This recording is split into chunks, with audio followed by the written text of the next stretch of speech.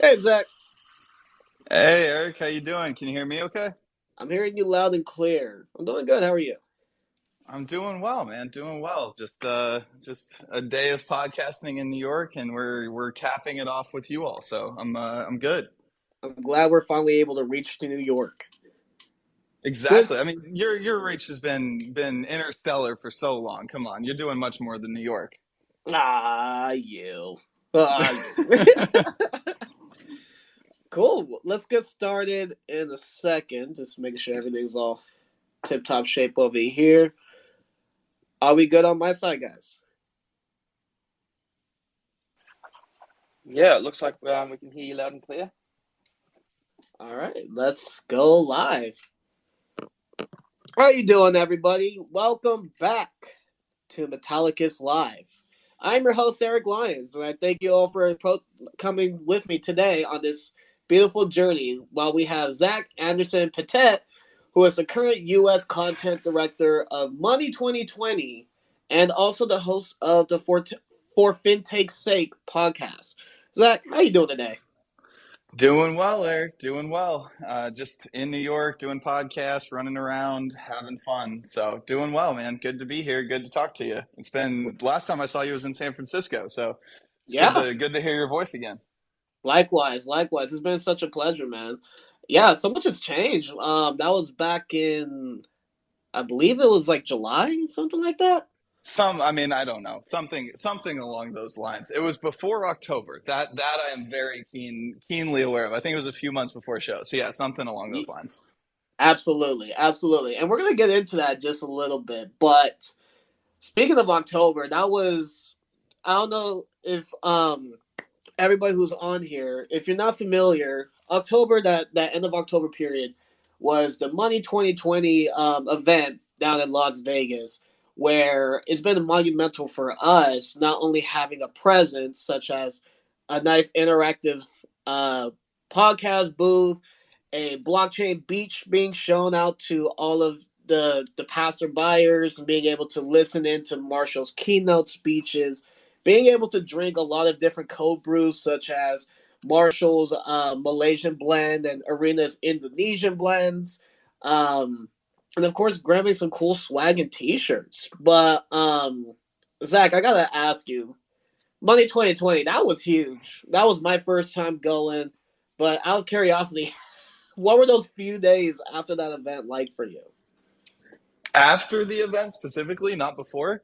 After were, I mean, pretty much me being asleep. Finally, was pretty much what that encompassed, man. So before I got to Money 2020, I basically just have been in fintech startups for my whole life.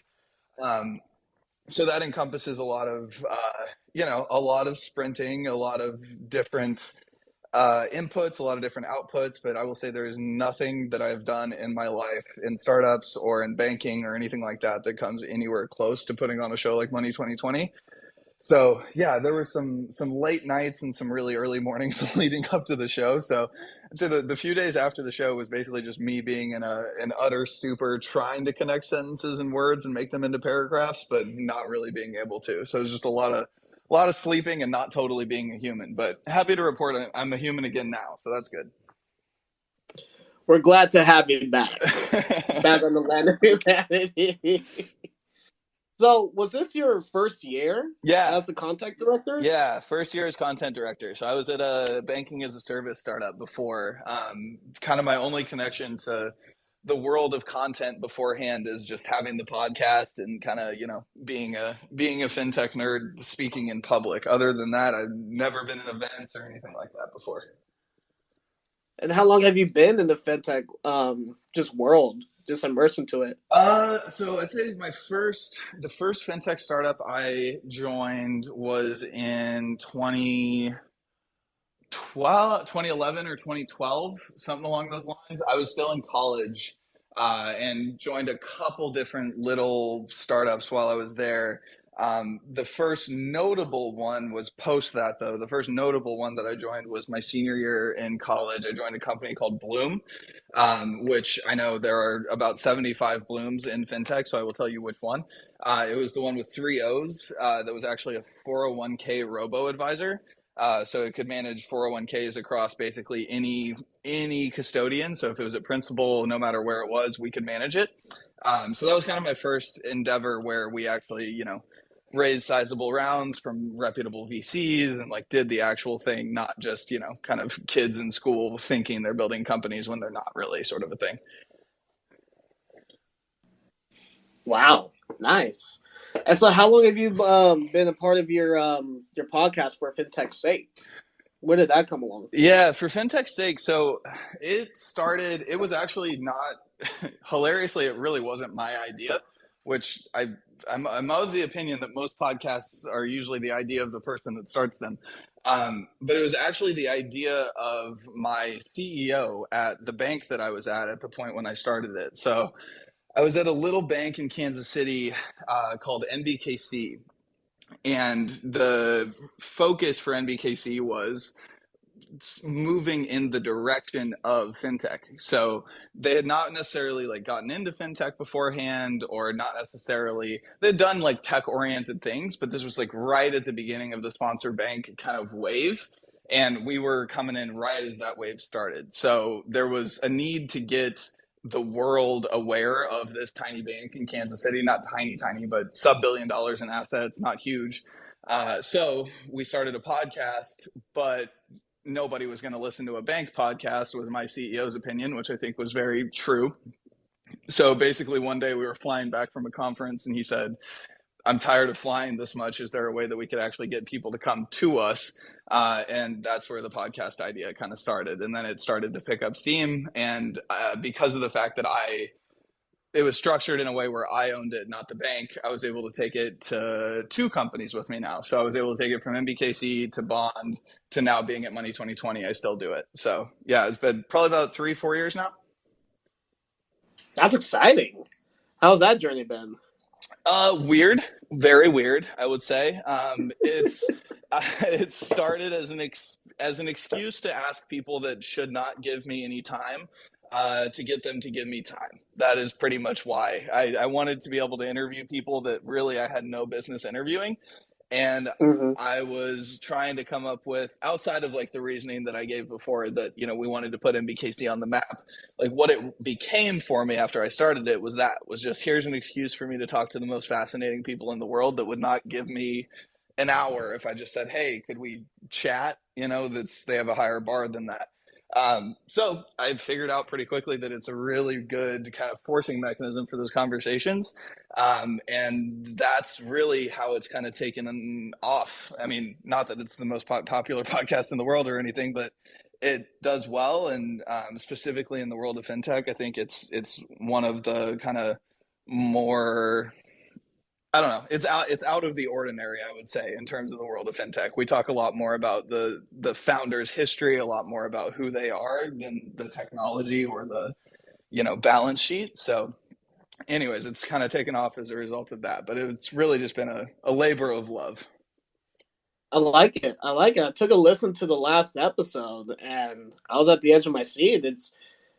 You just have a presence there. So well, hopefully I can get to that point, but we're working there, man. Well, you guys are doing real work. You guys are building a real company on top of it too. So, there's something to be said for that, for sure.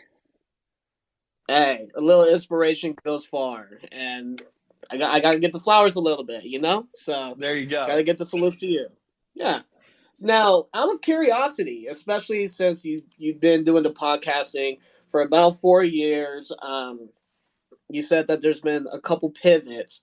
How has like the conversations slowly transitioned into Web3 and blockchains within your podcast conversations? Yeah, so I would say that it's been very natural, the way that it's kind of implemented itself and the way that it's kind of snuck in. Actually, I would say that, to be honest, that it's kind of snuck in. I mean, there were obviously like at the points of the hype cycle and, the crypto specifically being at a very potentially unreasonable level in terms of prices and things along those lines, like that's always going to draw some attention. I've kind of always tried to move back towards, what is the actual use case here? What is the value? What is the utility? But it doesn't always go that way. So I'd say there's been everything from, conversations on if the merit of Bitcoin is, if it actually has any merit, anything towards, this blockchain versus that blockchain, all the way into interoperability. So it's kind of one of those things where I think, software ate the world, FinTech is now software, and then FinTech is eating the world, and then crypto and blockchain are just part of that. But I try and separate those two as much as I can, but they just kind of become innately part of conversations every single time. Like I just finished an interview right now with somebody that kind of works mostly in the healthcare space, and we spend a ton of time talking about the blockchain just because of the potential for health record storage and things like that. So it just kind of sneaks its way in everywhere, honestly. That's really interesting, actually, how it's going into the healthcare industry. Yeah. You said more for like ledgers and everything?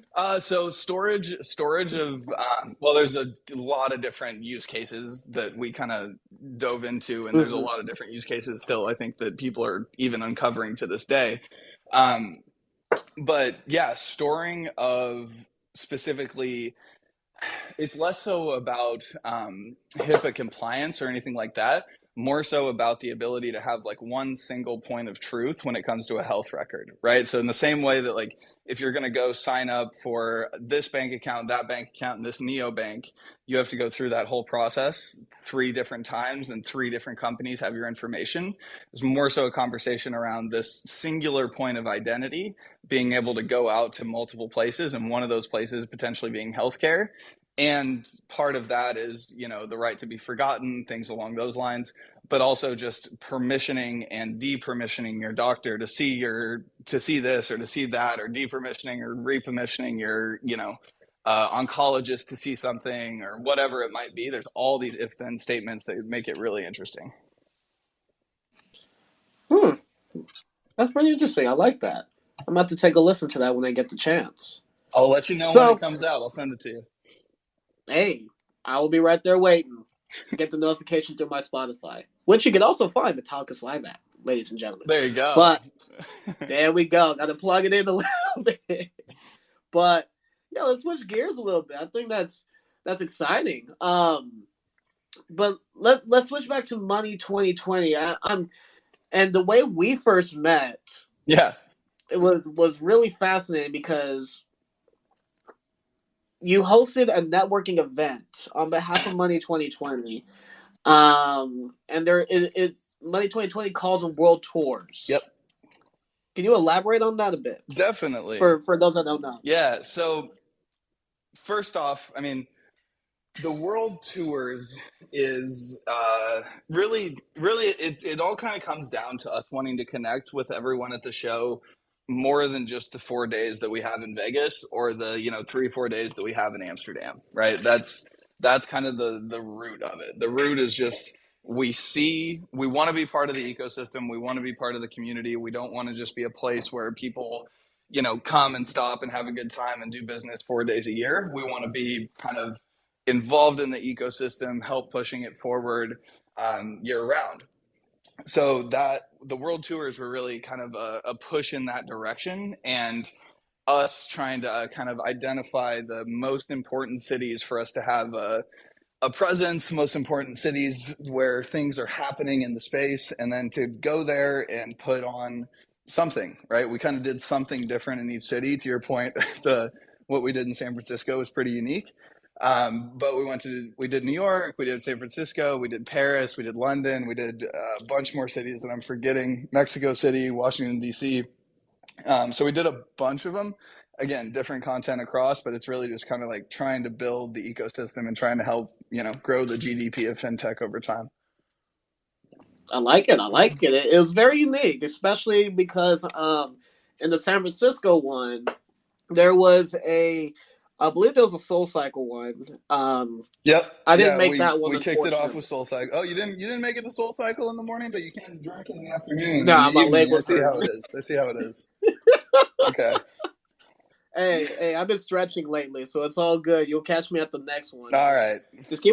just keep like a big old jug of water nearby, because the people in this chat gonna know that I'm gonna need it. I got you. I got you. Okay. We'll make sure to There keep you we go. hydrated. I appreciate that. But other than that, there was another event where they had a happy hour event at the Cobb's Comedy Club in North Beach, San Francisco, where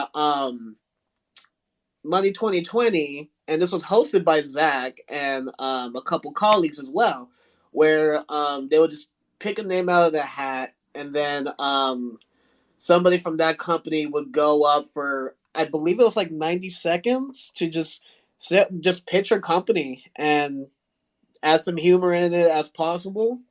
Yeah, that And was basically it, man. That was basically it. I mean, it was you actually I think won the day. You came up first. You opened, right? You were the first one to get on yeah, stage. Yeah. And I actually think that you probably I think Eugene from Channel Meter closed, but he literally just gave his exact pitch. So I don't think he gets to claim anything. You actually I think you were the one of the only ones that actually made people laugh. So I think you win. But yeah, it was yes, exactly that. It was come up on stage and do a more entertaining version, hopefully funny, which, emphasis on hopefully in our industry. It's not it's yeah. not always the funniest group of people, but we are fun, hopefully. Um, that, and just kind of keep the group engaged. And then it was myself. And yeah, so it was like 90 seconds. And then it was myself, Shil Monat, who's a wonderful VC, and then Emmeline. Yeah, and then it was Yes, yes. Emmeline Shaw from Flourish Ventures. I had a hard time remembering who the other person was. And then we would just ask questions and poke and prod. And I think I was definitely a little more. I think I poked and prodded with you a little bit more than I did with the others because I could tell that you were going to be able to take it. But yeah, that was it. I thought it was a lot of fun. Yeah, first before I drew my name in the hat, I met up with you because I knew that you were the host, and I just wanted to kind of see, like, all right, so where did I put my name at? And I honestly wasn't sure that was gonna happen, like get my name called, especially not first. So like I stuffed the beef Wellington in my mouth and just said, all right, it's go time. But no, it was a lot of fun. And that 90 seconds really flew by. And I pitched just metal pay to you. I don't know if you remember that, No, but oh, I now only I'm had doing. 90 Yeah, yeah, seconds yeah, for that. yeah. I mean, it all kind of blends together a little bit. But now that I think about it, yeah, you did. It was one specific piece. Yes. Yeah, I was trying to throw in Proton and Metal Blockchain, which was in its infancy at the time, but I would have needed like another 3 minutes. But we're gonna tighten up on that. But out of curiosity, were you able to check out Metal Pay after that? Yeah, yeah. Later that evening, I actually did some Googling. I mean, I had heard of it before. So I did some Googling more later and just like kind of checked in a little bit. But yeah, yeah, I had heard of you all before and um, was surprised when like you got up on stage with such vigor that I wasn't sure like if the company was even going to be real or not. And then when you said Metal Pay, I was like, oh, okay, cool. This is like a real thing. Yeah, Yeah. yeah. I also remember, and my CFO Arena, she actually showed me the video that she took of that event. Because you guys asked questions afterwards, kind of like in that Shark Tank slash Kill Tony Right. show like style. Yep. Um, and I remember you asked me a certain question about Metal Pay, and I totally did not answer it properly up until like the second time. I think it was just like, how do you guys make money? And then I was off to the races. I mean, that's And I was just actually a like, really hard question for a lot of people to answer in our industry. So it's, it seems pedestrian, but it's a convoluted thing a lot of the time. absolutely, absolutely. But no, it was just so much fun just having that night and evening. And yeah, there was about five different companies that went up, and a lot a lot of people just showed uniqueness from what I've noticed on that stage, and it was just a pleasure just networking with people afterwards and just thinking to myself, This was a conference event or a lead up to a conference event. It was different for me, but It's a little out of the that's ordinary. a type of Yeah, we how's try to that? we pride ourselves on that a little bit, I think, you know. We at the end of the day don't Indeed, want it to feel like anything else. indeed. So, is it going to come back to San Francisco? Are you able to give us that information? I believe, well, it's not a matter of if I can give it to you, it's a matter of if I remember correctly. I'm 99% sure that it is that we will be back in San Francisco this year for the world tour. I am not 100% sure when. I want to say later, like second half of the year. But yeah, I believe we'll be back there. And either way, I know I will be back there in I want to say March or April, just for research and whatnot. So you know, we're going to be trying to get closer to SF in general. Sounds like a plan. Hey, I would love to drop by again, say what's up, and we'll share beef Wellingtons. You know, you say beef Wellington, and I'm like Beetlejuice. You say it three times, and I pop up. I'm there. Gordon Ramsay just jumps out the window Exactly. or jumps out the mirror. Yeah, exactly. Oh He's the Lord. Kool-Aid man. He just jumps through the yeah, exactly. We're on the same page. Oh yeah. But that's awesome. Now do you think it's gonna stop or like the world tour? Is there gonna be like newer places like that they haven't really checked out before, or is that still kind of like in the incubator? So yeah, we are going to have the dates are not necessarily announced. Well, the dates and the locations are not announced, and I can't remember them off the top of my head, but I can give you some generalities. So we have announced that we're going to be going to Bangkok and expanding into Asia in 2024. So we will have a Bangkok show.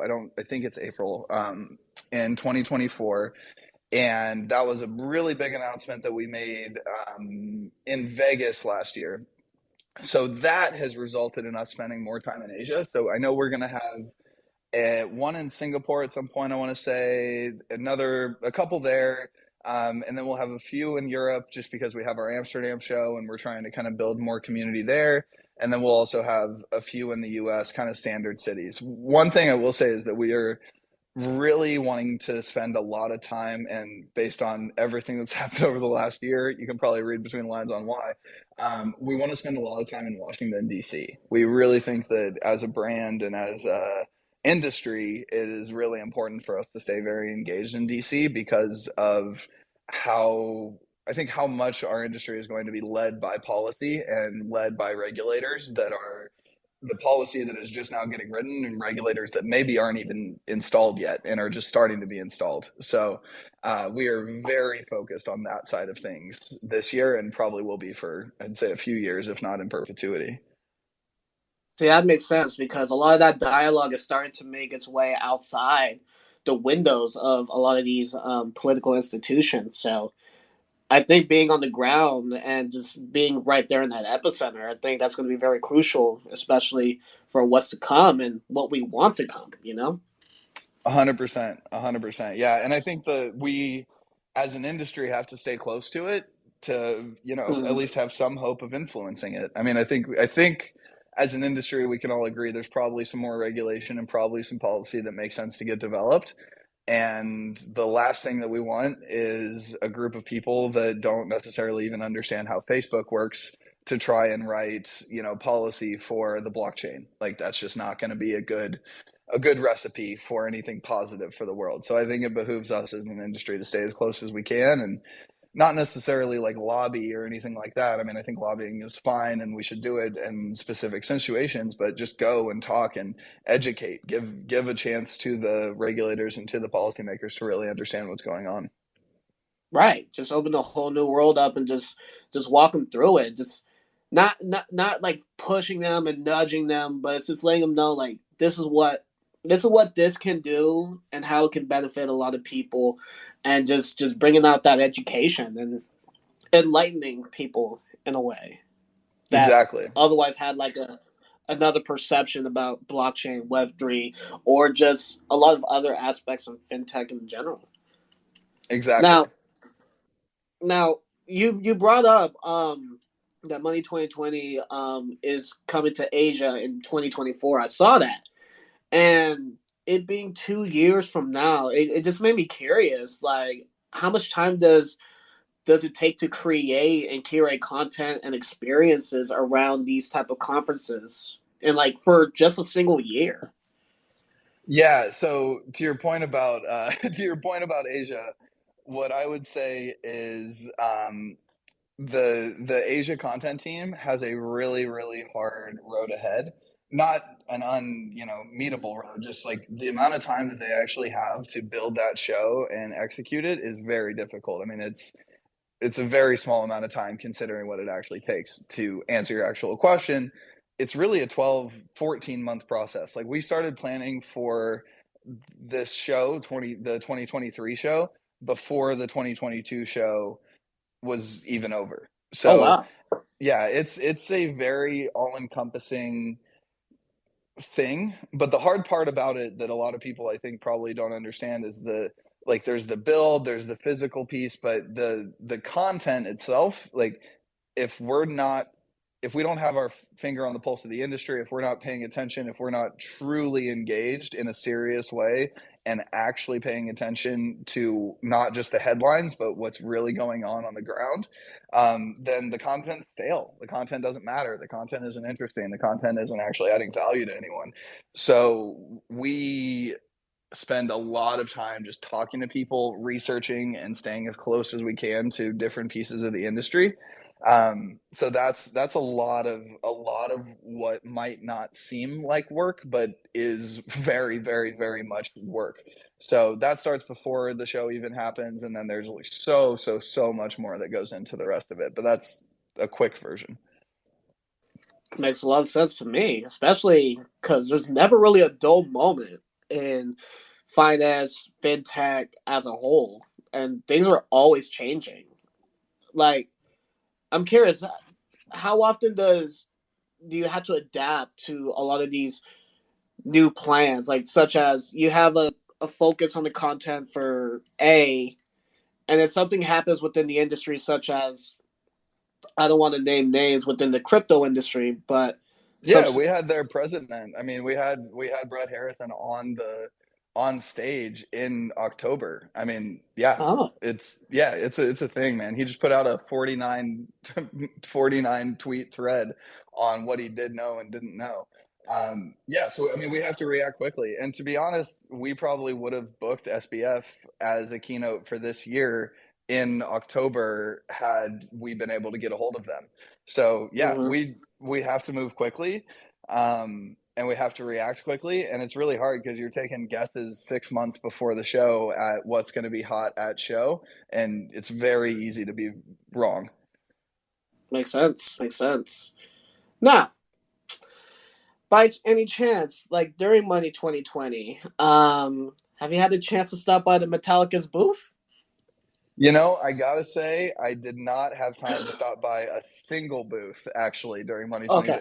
unless I was running by it to get to another stage. The likelihood that I stopped at anything is very low. So no, unfortunately, I wasn't able to make it. Okay, I let out a little gasp, but once you said that you didn't stop at any booth, it made me feel a little bit better. Yeah, it's not you, it's me. I promise. I promise. It's not you, it's me. Here it goes with the "it's not you, it's me" talk. Exactly. Hey, well, if you ever need to stop by the Metallica's booth, we have plenty of cold brews, and if you take a sip of those, you will get there a whole lot faster. I do love me a cold brew. I do There we go. love me a cold brew. Hey, we had the Marshall's Malaysian blend, Arena's Indonesian brew, and then we just had cold brew. Yeah, but all of them gave it the same result. And as I was speed walking to the convention center, there's pretty much just a trail of fire in my wake. Yeah, I love it. Well, I'll stop by this year and make sure I'll get me some cold brew. Hey, I would love that gracefully. We also have coasters. That way you can drop by in our podcast booth. I love it. Okay, you guys have a podcast booth too. There's so much to unpack here. Oh yeah, let's talk about it. Let's talk about it. So at the Metallica's booth, one thing that we wanted to do to step up, just kind of stand out, not just being in front of the entrance where everybody sees us, but our team just had this brilliant idea of not only having a swing set where people can watch our CEO Marshall Hayner's blockchain beach keynote. But we also had a podcast booth, and we had a lot of different guests, such as Sanjeev, who is the chief and editor of Money 2020, and then VPs and just other brilliant minds within the business ecosystem. And we hosted about 13 different Money 2020 episodes all throughout the 3 days. Wild. I love it. Yeah, Yeah, well, I'm definitely going to have to stop by and check that out then. absolutely. Yeah, we hope to bring it back, and it would be great to have you back on there. Should you ever have any time within the next upcoming convention, like conferences with Money 2020? I am in. You just tell them, well, I mean, I'm a little busy during the show, but for the most part, we plan far enough ahead. I'm in. Hey, we can do that. And there will be plenty of cold brews. We'll get you a t-shirt, a hoodie. We'll get it cracking, man. It'll be a Let's do it. blast. Yeah, Let's man. do it. I'm in. There we go. There we go. Now, so speaking of the Money 2020s, even though this has been a majority of the conversation, I see that Europe is coming up very soon. Um, I know that you're the U.S. content director, but do you ever have to like sometimes jump in into like the other regions to help like curate content? Is that ever a thing? It's a group endeavor across the board. So I would say it's not necessarily that I like have to jump in and help moderate content or anything like that or help choose content. It's more Mm-hmm. so just a matter of, I mean, we as a brand, we as an organization have recently hired a lot more kind of expertise in terms of just fintech, right? Just people that come from the space that actually have been either writing about it, building in it, um, whatever, anything along those lines. So the need for like, a perspective really only comes in when it's like what's the US perspective versus the EU perspective.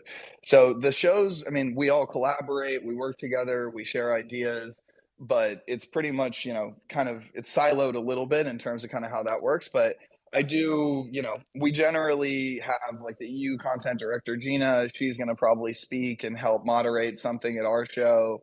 I will generally go speak, help moderate something at their show. So I mean, we're one big team, but we are very separated by geography, just by kind of sheer necessity almost.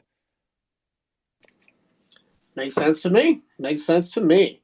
So I've also seen this video that you put out leading up to this past year's Money 2020, and it was a content focused video, and it encapsulated a lot of the focus of what that Money 2020 was going to be about. Um, and it sets the expectations of for those who are arriving to that conference. Um, did the previous content focus meet the expectations leading up to the conference? I'd say so. Yeah. I mean, I think Nice. it's one of those things where the everything kind of makes sense in retrospect, and or not everything makes sense in retrospect, but you can like tell a story based on hindsight, right? And I'd say that the story that came together in the show in hindsight was pretty damn close to what we thought we were kind of trying to put out there. Like a lot of the embedded finance being a really, really large kind of piece of the show.